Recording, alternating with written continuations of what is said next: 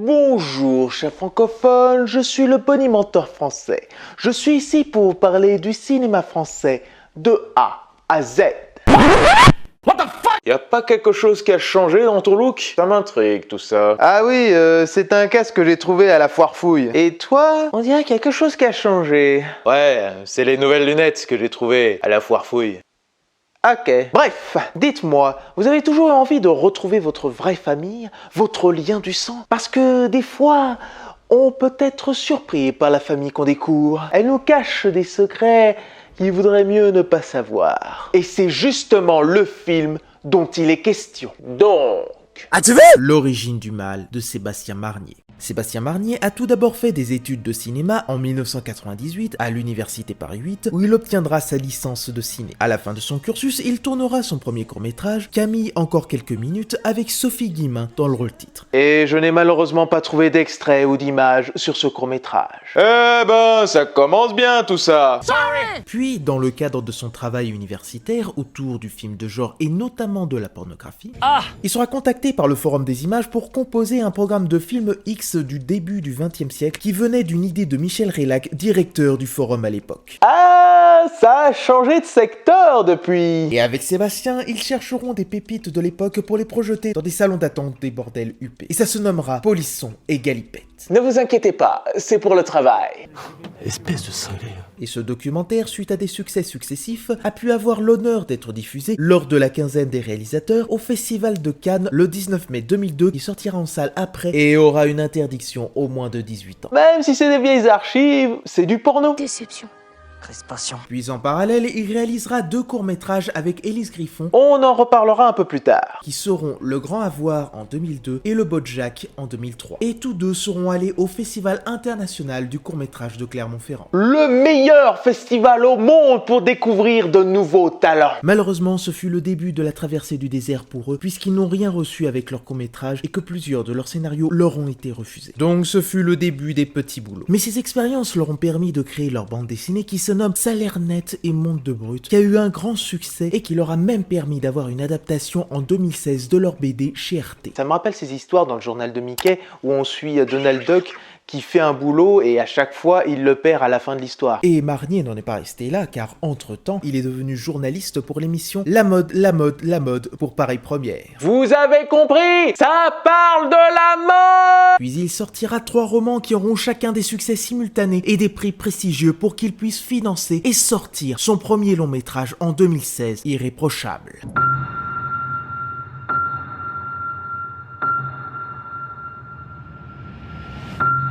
Qu'est-ce qu'il y a? T'as eu peur?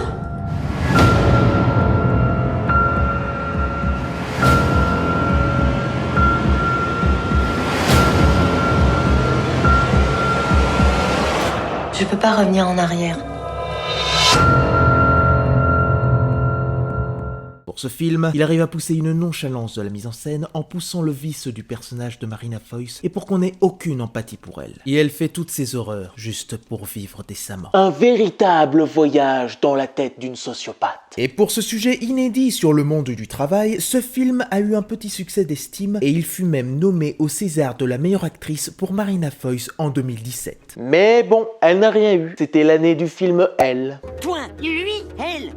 Ensuite, après avoir proposé une comédie musicale en 2018 pour Marianne James avec Miss Carpenter, Aucun lien avec ces deux Carpenters. il continuera sa lancée pour adapter le roman thriller de Christophe Dufossé avec Élise Griffon en collaboration pour le scénario sur l'heure de la sortie. Qu'est-ce que vous préparez? Vous voulez vraiment qu'il se passe quelque chose dans votre vie? C'est pour combler un vide? C'est fini vos conneries là!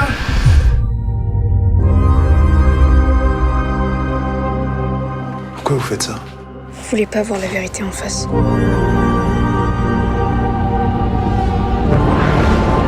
Vous êtes tous cinglés ici.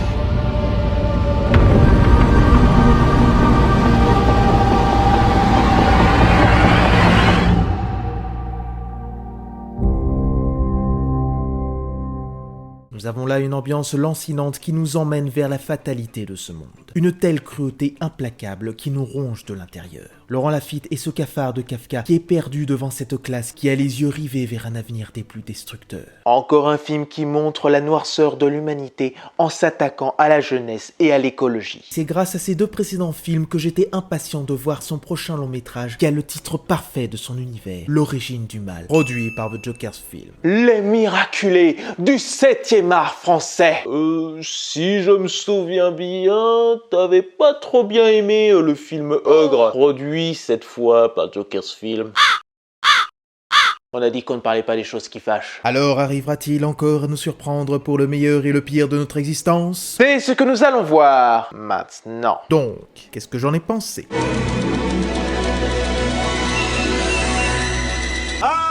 Devant L'origine du mal de Sébastien Marnier, j'ai vu là une histoire parfaitement ficelée, des acteurs et actrices à l'apothéose de leur perfection, et j'ai eu là une musique enivrante qui m'a fait montrer la partie sombre de l'être humain dans les moindres détails. Oula, avec tout ce que tu viens de dire, je pense qu'on peut prendre les paris que ce film est dans ton top numéro 1 des meilleurs films français de l'année 2022. Of course! En termes de mise en scène, Marnier manie bien la caméra pour qu'on ait une certaine perception de malaise envers le personnage de Laure Calamy qui entre dans cette famille qui ne souhaite que s'autodétruire. Je crois qu'il est allé vraiment loin là aussi dans les couches, les sous-couches, les strates, tous les fils qu'il tire dans le film. Voilà. Donc ça c'est aussi quelque chose qui m'a beaucoup marqué. Il y a beaucoup de personnages, enfin voilà, et des envies de cinéma, de genre aussi dans les mouvements, dans les valeurs. Il met aussi en avant la technique du split screen. C'est un effet qui divise l'écran en plusieurs parties en présentant des images ou des scènes sous un autre angle. Et dans son film, il l'utilise sans que ce ne soit là pour faire joujou, mais surtout pour y apporter plus de tension et montrer l'apparition d'un événement qui détonnera par la suite.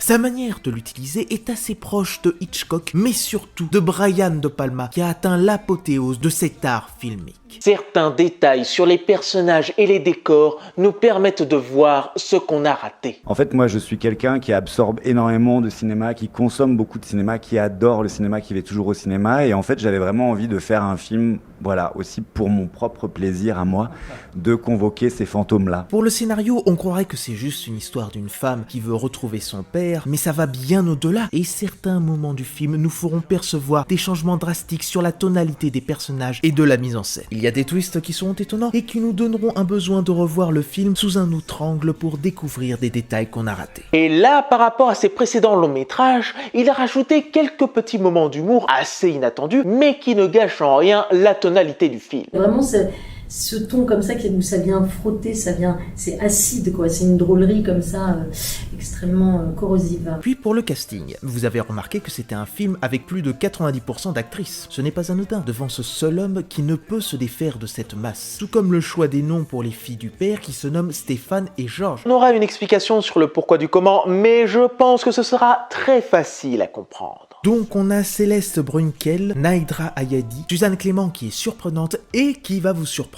Véronique Rugiasora joue une bonne assez renfermée, voire enchaînée. Elle était déjà là dans les précédents métrages de Marnier. Dominique Blanc joue une mère lunaire qui collectionne tout ce qui lui plaît, même des choses qui sont improbables. Elle a un jeu très saisissant qui rappellerait celui de Gloria Swanson dans Le Boulevard du Crépuscule. Tout est fascinant sur sa façon d'être, sur sa façon de bouger et sur sa voix perceptible. Elle est une œuvre d'art en elle-même. Puis on a Doria Tillier qui paraît très froide envers le personnage de Laure, mais c'est toute l'illusion du film. Petit à petit, en étant avec Laure, elle changera du tout au tout pour avoir enfin une certaine justice. Pour le seul homme de la maison, Jacques Weber est impérial, avec son jeu, son phrasé et sa perception patriarcale. À des moments, il paraît aimable, souriant, puis il peut devenir un ogre assoiffé de chair fraîche. Tout du long, il en impose. C'est un homme qui peut nous toucher par le désarroi, par ce naufrage de l'âge, par la maladie, mais aussi qui peut nous horrifier par le personnage assez sordide aussi qu'il peut être. Et enfin, nous avons Laure Calamy. Que dire de plus, à part qu'encore une fois, elle a donné une performance ahurissante en changeant à certains moments ses traits de jeu pour nous percuter du début jusqu'à la fin. Il n'y a absolument rien à rater. Mais je me dois de vous spoiler un élément important du film pour mieux comprendre la psychologie du personnage de Laure, de Stéphane. Donc, allez à ce timecode et foncez voir ce film. À la suite d'un événement important, on découvre que Stéphane n'est pas Stéphane.